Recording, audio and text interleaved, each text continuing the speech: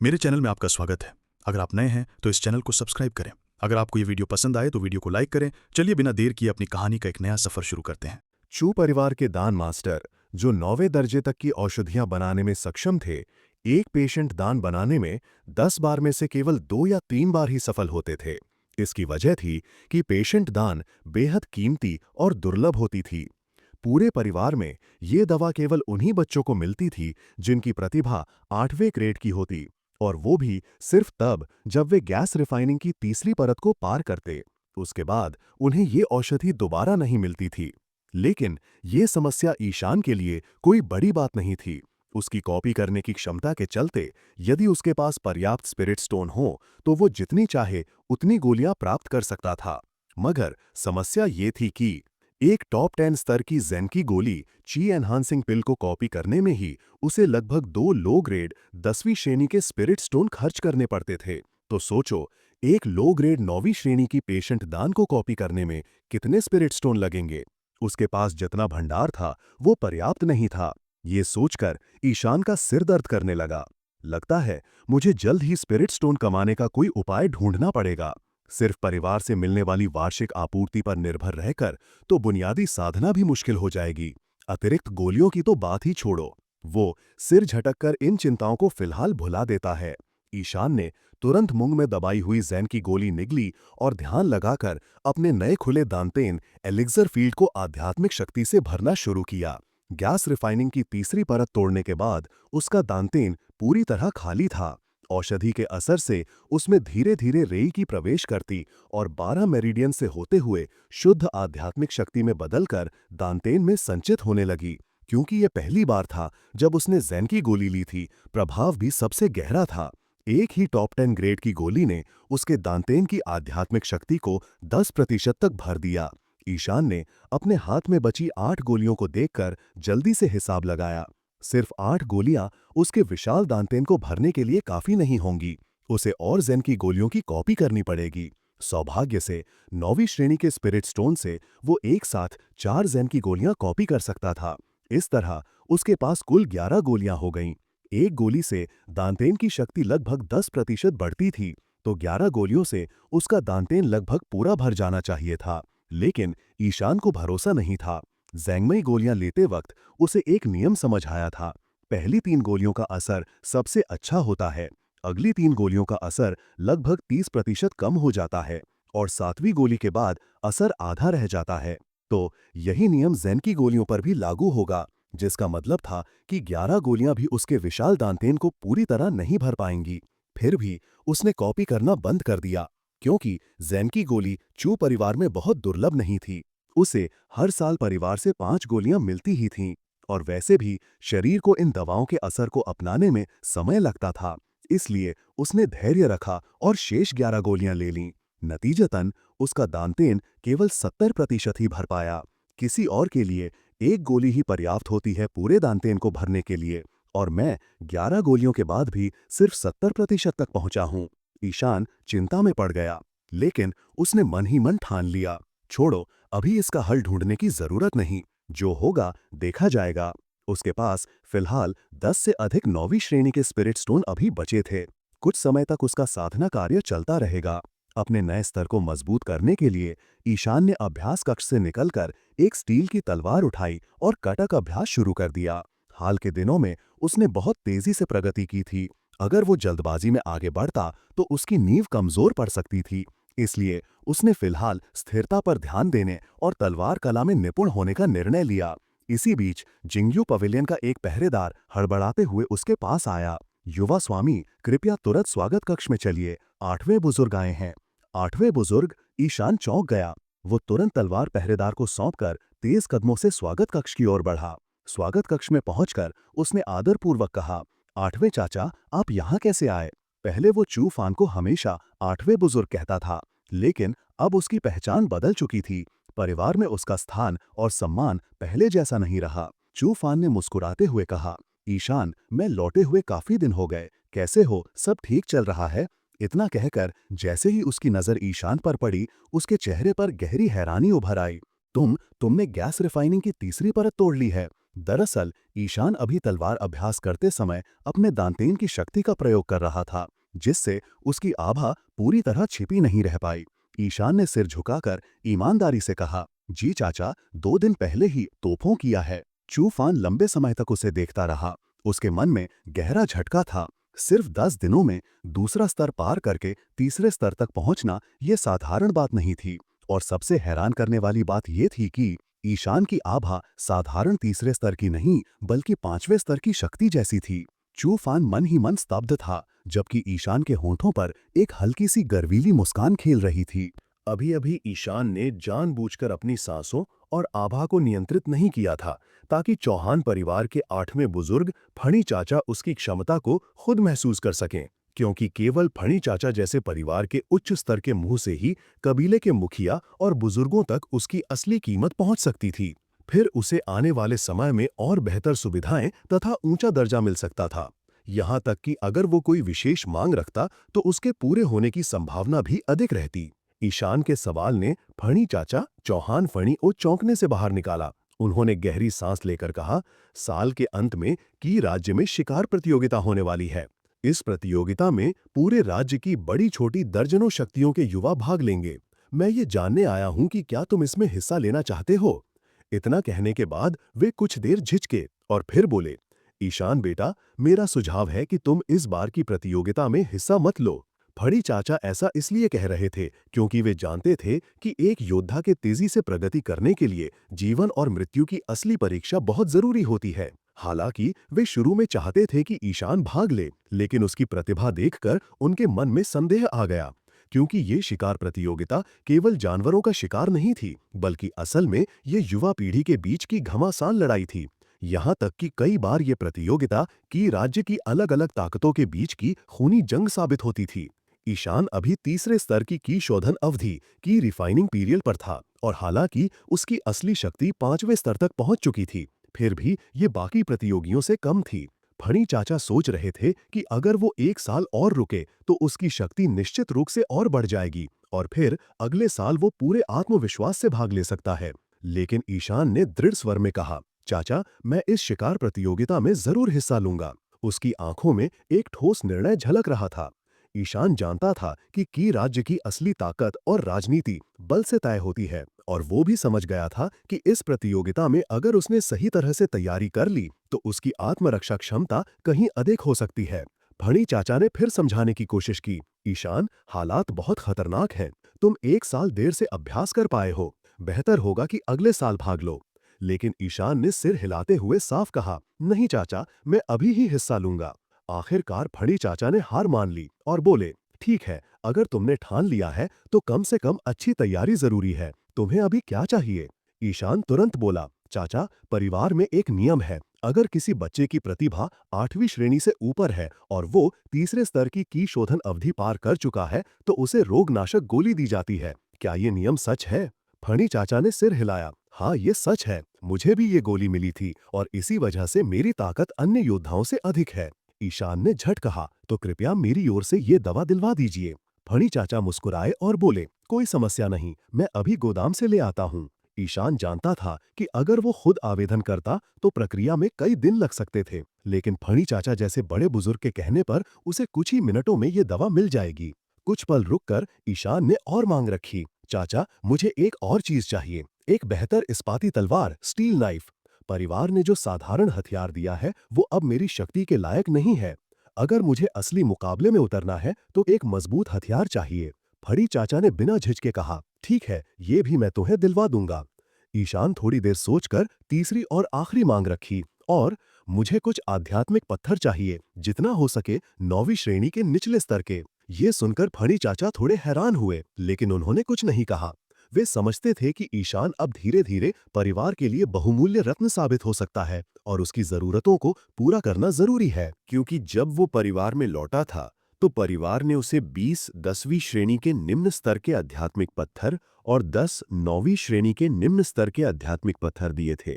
ये पत्थर एक साधारण योद्धा की 2 से 3 साल की साधना के लिए पर्याप्त थे। अब तो केवल 10 दिन ही बीते थे, और अगर वो और मांगता तो निश्चित रूप से परिवार के उच्च स्तर पर संदेह होता कि आखिर उसने ऐसा क्या किया कि उसे इतने पत्थरों की जरूरत पड़ गई? लेकिन आने वाली शिकार प्रतियोगिता का खतरा इतना बड़ा था कि ईशान ने जोखिम उठाकर ये मांग रखी। आखिरकार जिंदगी बचाना ही सबसे जरूरी था।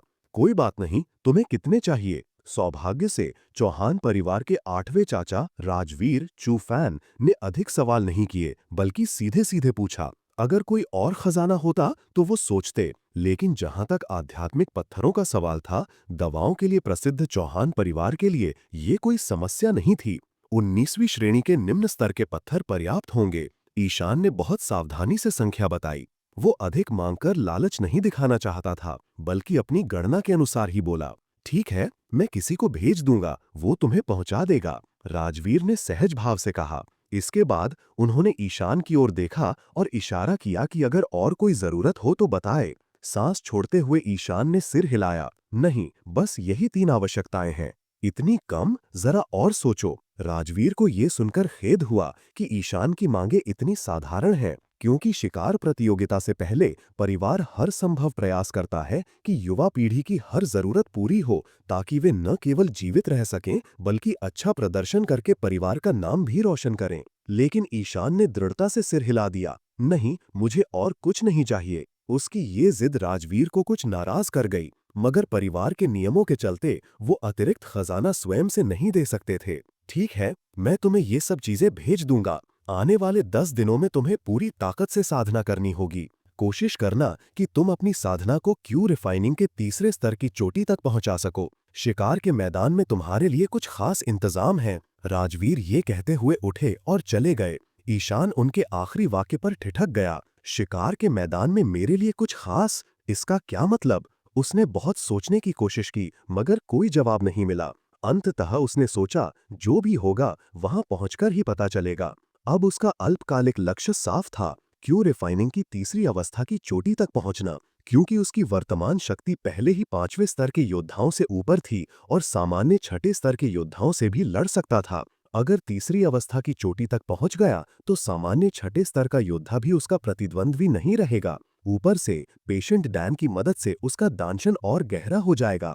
कुछ ही देर बाद राजवीर का एक विश्वसनीय आदमी, जो अक्सर उनके साथ रहता था, ईशान के पास एक कपड़े का थैला लेकर पहुंचा। उस आदमी की आंखों में ईर्ष्या साफ झलक रही थी, लेकिन उसने आदरपूर्वक थैला ईशान को सौंप दिया। ईशान ने थैला संभाला और अपने साथियों को अभिवादन करके सीधे अभ्यास कक्ष में प्रवेश किया। उसे जाते देख वहां मौजूद रक्षक ने कहा, प्रतिभा, समझ और मेहनत, इन तीनों का मेल है उसमें। ऐसा व्यक्ति ही सच्चा जीनियस कहलाता है। थैले में सिर्फ पेशेंट डैन, 10 परिष्कृत स्टील की तलवारें और मांगे गए आध्यात्मिक पत्थर ही नहीं थे, बल्कि एक कवच और एक नक्शा भी था। ईशान को याद आया, राजवीर ने जाते जाते कहा था कि शिकार के मैदान में तुम्हारे लिए कुछ खास इंतजाम है। शायद ये नक्शा उसी से जुड़ा था। और वो कवच, वो साधारण नहीं था। ये कवच क्यू रिफाइनिंग के 7वें स्तर के योद्धा के पूरे हमले को 10 बार तक सह सकता था। ये राजवीर की ओर से उसे दिया गया जीवन रक्षक अस्त्र था। शाश्वत महाद्वीप भले ही धरती से कई गुना बड़ा था, लेकिन जलवायु में ज्यादा अंतर नहीं था। दक्षिण हमेशा वसंत जैसा रहता, जबकि उत्तर में साल भर तापमान बदलता रहता। कि राज्य दक्षिण में स्थित था, इसलिए साल के अंत में भी यहाँ मौसम गर्म और सुहावना ही रहता था। बसंतोत्सव यानी स्प्रिंग फेस्टिवल में अभी 1 महीना था। ज्यादातर योद्धा अपने घर लौट रहे थे, ताकि त्योहार अपने परिवार के साथ मना सकें। यह दृश्य बिल्कुल धरती जैसा था। जैसे जैसे चंद्र कैलेंडर के 11वें महीने के आखिरी 3 दिन आए, लुचेंग राजधानी पूरी तरह से जोश और उमंग से भर गई। हर रेस्टोरेंट, चाय खाना, जुआ घर, कोठा और गली मोहल्ले में बस एक ही चर्चा थी, 3 दिन बाद होने वाली शिकार प्रतियोगिता। शाम के 5 बजे शहर के मध्य स्थित एक आलीशान रेस्टोरेंट के भव्य हॉल में जश्न का माहौल था। लोग शराब पी रहे थे, हंसी ठिठोली कर रहे थे। इसी बीच हॉल के पूर्वी हिस्से में बैठे थोड़े नशे में धुत एक युवक ने ऊंची आवाज में कहा, इस बार की शिकार प्रतियोगिता का विजेता तो निश्चित रूप से हमारे लियू परिवार का बेमिसाल जीनियस लियू यांगजैन ही होगा। उसकी बात सुनते ही अधिकांश लोग सहमति में सिर हिलाने लगे। वास्तव में लियू यांगजैन ने 2 साल पहले अपनी प्रतिभा की परीक्षा में मध्य उच्च 8वीं श्रेणी का स्तर पाया था। अगर हाल ही में ईशान का उदय नहीं हुआ होता तो लियू यांगजैन 10 साल तक की राज्य का पहला जीनियस कहलाता। लियू परिवार की राज्य की सबसे शक्तिशाली 3 प्रमुख शक्तियों में से एक था। ऐसे जीनियस को परिवार स्वाभाविक रूप से भरपूर समर्थन दे रहा था। ऊपर से लियू यांगजेन खुद भी बेहद परिश्रमी था। सिर्फ 2 साल में वो साधना में क्यू रिफाइनिंग के 7वें स्तर की चोटी तक पहुंच गया था। युवाओं की पीढ़ी में उसकी बराबरी कोई नहीं कर सकता था। तभी भीड़ में से किसी ने ठहाका लगाते हुए कहा, लियू यांगजेन मजबूत है, इसमें शक नहीं, लेकिन हमारे वांग परिवार का वांग काओ भी कम नहीं है। कौन विजेता बनेगा ये अभी तय नहीं है। हॉल में हलचल मच गई, क्योंकि वांग काओ वांग परिवार की नई पीढ़ी का नेता था। हालांकि उसकी प्रतिभा लियू यांगजेन जैसी नहीं थी, फिर भी वो मध्य 8वीं श्रेणी तक पहुंचा था। और सबसे बड़ी बात, वो बेहद निर्दयी था, दूसरों पर भी और खुद पर भी। कहा जाता है कि जब वो क्यू रिफाइनिंग के 5वें स्तर पर था, तो उसने अकेले ही अनंत वन में प्रवेश किया और पूरे 1 महीने तक वहां साधना की। जब लौटा तो उसके शरीर पर गहरे जख्म थे, लेकिन उसका संकल्प अटूट हो गया था। शायद यही कारण था कि उसकी और लियू यांगजेन की शक्ति में अब तक बहुत अंतर नहीं पड़ा था। अब वांग काओ भी 7वें स्तर की साधना पर पहुंच चुका था और दोनों का मुकाबला देखने लायक होगा। क्या बकवास कर रहे हो तुम? किसे खलनायक कहते हो? अपने आदर्श का अपमान सुनते ही वर्मा परिवार के नौजवान भड़क उठे। वो सीधे शराब की मेज से उठे और अपनी कमर से 10 हथियार निकालकर लड़ाई की मुद्रा में आ गए। उसी समय ऊपर से अचानक एक ठंडी सी हुंकार गूंजी।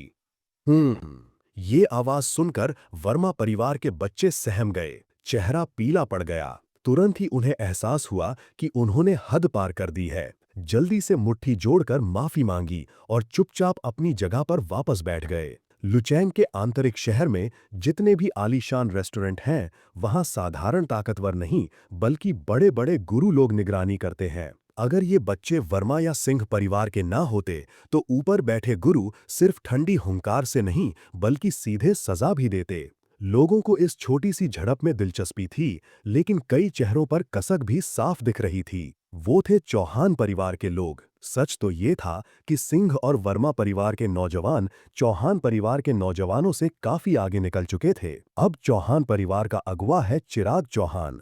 उसकी प्रतिभा करण वर्मा के बराबर है, मझोली 8वीं ग्रेड। लेकिन फर्क ये है कि जहां करण अपने आप पर बेहद कठोर है, वहीं चिराग अपने आप को बहुत संभाल कर रखता है और साधना में ढीला पड़ जाता है। इसी वजह से हाल ही में वो मुश्किल से 7वें स्तर तक पहुंचा है। सिंह परिवार का युवराज सिंह और वर्मा परिवार का करण वर्मा, इन दोनों के सामने चिराग की ताकत कहीं टिकती ही नहीं। पहले तो चौहान परिवार को उम्मीद थी कि उनका असली रत्न ईशान चौहान सबको पीछे छोड़ देगा, लेकिन अचानक ही वो 3 दिन के भीतर गायब हो गया। इस गुमशुदगी ने पूरे परिवार के बच्चों को हताश कर दिया।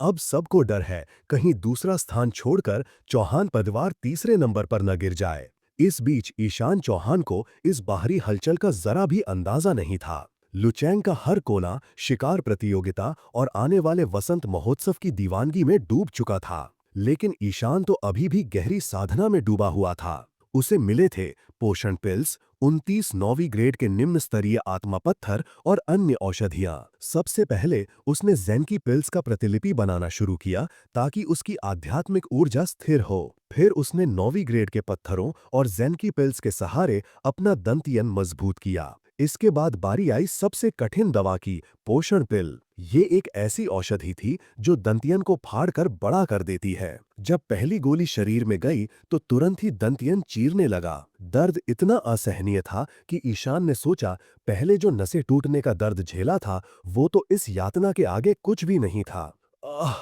इतनी तकलीफ के बाद भी वो हार नहीं मान सका। दर्द से तड़पते हुए जमीन पर लौट गया, लेकिन सहता रहा। आखिरकार दंतयन पूरी तरह चिर गया और गोली की शक्ति ने उसे फिर से जोड़ा और फैलाया। अगर पहले उसका दंतयन 1 कप के बराबर था, तो अब वो कटोरे के बराबर हो गया, यानी ताकत दुगुनी। इस सफलता से उत्साहित होकर ईशान ने दूसरी गोली भी निगल ली, फिर तीसरी भी। 3 गोलियों के बाद उसका शरीर टूटने की कगार पर पहुंच गया। थक कर निढाल हो गया और जमीन पर गिर पड़ा। आराम करके उसने फिर से बाकी गोलियां लेना शुरू किया। 3 दिनों तक लगातार संघर्ष करने के बाद उसने सारी 10 गोलियां ले लीं। अब उसका दंतयन कटोरे से बढ़कर एक बड़े सूप के बर्तन जितना हो चुका था। उसकी शक्ति पहले की तुलना में लगभग 10 गुना बढ़ चुकी थी। लेकिन ईशान घमंडी नहीं था। वो जानता था कि प्रतिभा वाले लोग दुनिया में बहुत हैं। असली ताकत खुद को जानने और लगातार मेहनत करने में है। अब शिकार प्रतियोगिता में सिर्फ 11 दिन बचे थे।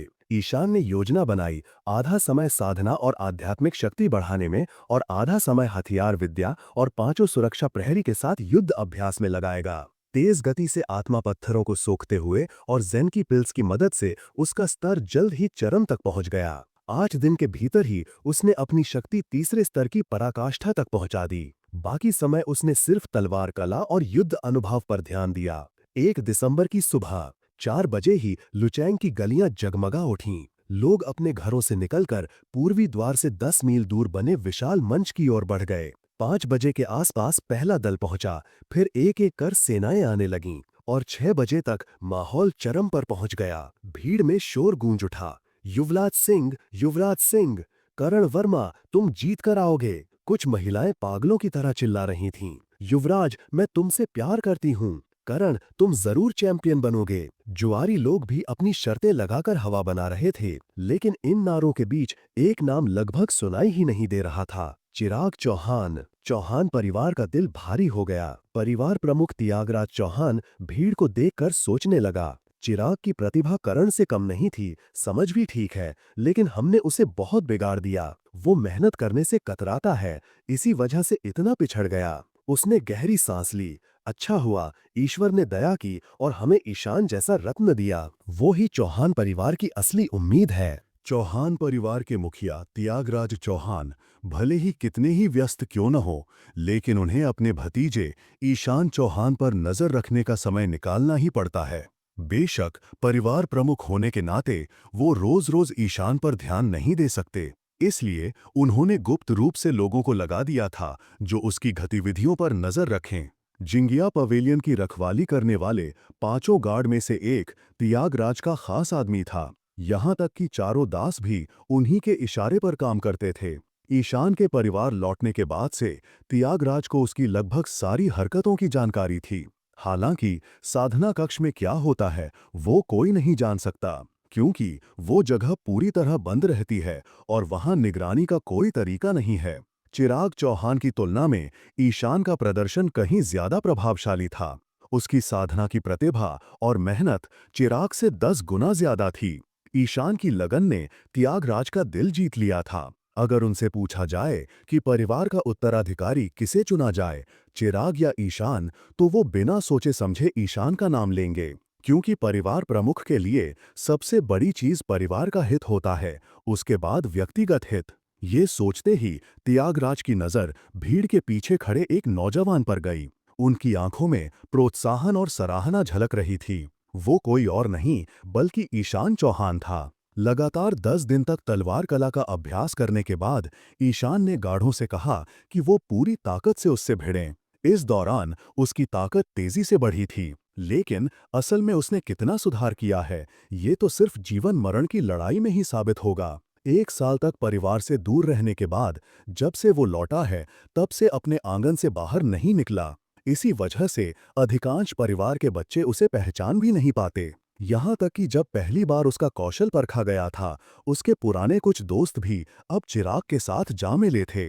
भीड़ में पीछे खड़े ईशान की ओर किसी का ध्यान ही नहीं गया, लेकिन ईशान को इससे कोई शिकायत नहीं थी, बल्कि वो इस स्थिति से बेहद संतुष्ट था, क्योंकि अगर कोई उस पर ध्यान नहीं देगा तो अगली प्रतियोगिता में ये उसके लिए एक बड़ा फायदा होगा। भीड़ में नाम पुकारे जा रहे थे, युवराज सिंह, करण वर्मा, इन दोनों की शोहरत चारों ओर गूंज रही थी। ईशान ने इनके बारे में सुना था, लेकिन कभी देखा नहीं था। अब इस शिकार प्रतियोगिता में उसे पहली बार सिंह परिवार के युवराज सिंह और वर्मा परिवार के करण वर्मा से आमना सामना करने का मौका मिला। तीसरा बड़ा नाम था राजघराने का 5वां राजकुमार अर्जुन राजवंश। वो ईशान का असली दुश्मन था।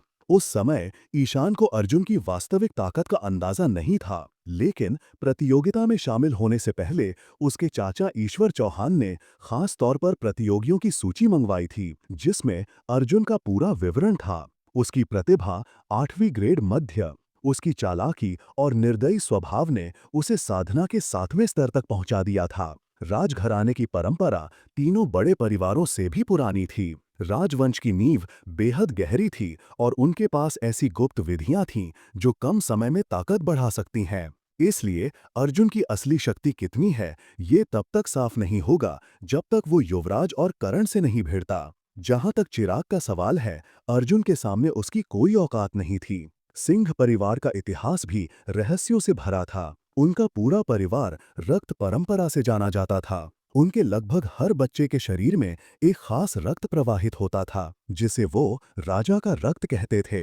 असल में ये नाम उन्होंने अपने असली रहस्य को छुपाने के लिए रखा था। सच तो ये था कि उनके पूर्वजों ने 6 अलग-अलग शक्तिशाली जानवरों के रक्त को मिलाकर ये खून पाया था। सबसे अहम था स्टॉर्म बेयर, आंधी भालू का रक्त। ये रक्त किसी साधारण जानवर का नहीं था। साधारण पशु अगर 7वीं ग्रेड तक पहुंच जाए तो वो मानव रूप ले सकता है, लेकिन खास जानवर जैसे स्टॉर्म बेयर तो 6वीं ग्रेड पर ही रूप बदल लेते हैं। और हाइड्रा नागराज जैसे जीव तो और भी बड़े स्तर पर रूपांतरित होते हैं। यानी जितना गहरा रक्त उतनी गहरी क्षमता। ये सिंह परिवार का सबसे बड़ा राज था। शायद परिवार के शीर्ष बुजुर्गों को छोड़कर किसी को भी असली सच्चाई नहीं पता।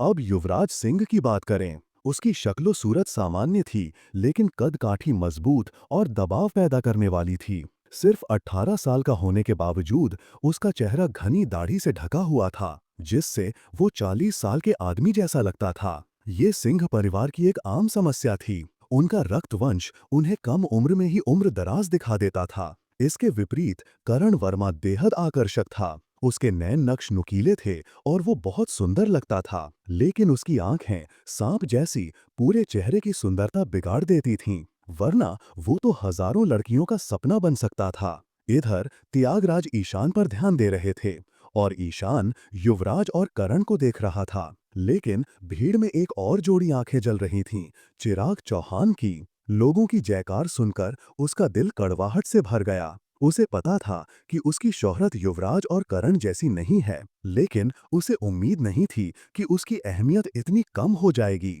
गुस्से और शर्म से उसका चेहरा लाल हो गया।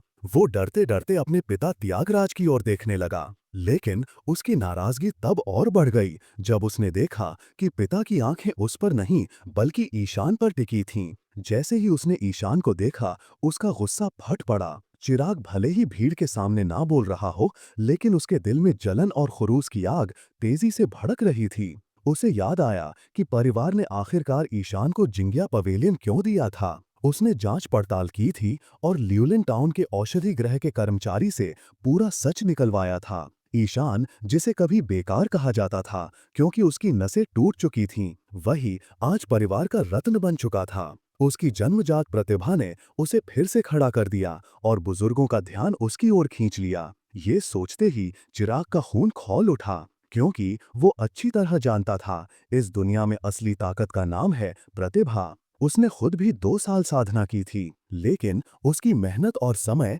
प्रतिभा की कमी के कारण बेकार चली जाती थी। वो 6ठे स्तर पर ही अटक गया था, जबकि ईशान एक ही झटके में उससे बहुत आगे निकल चुका था। और यही बात उसे सबसे ज्यादा डरा रही थी। Thank you for watching this video. Please like, comment and subscribe for more videos.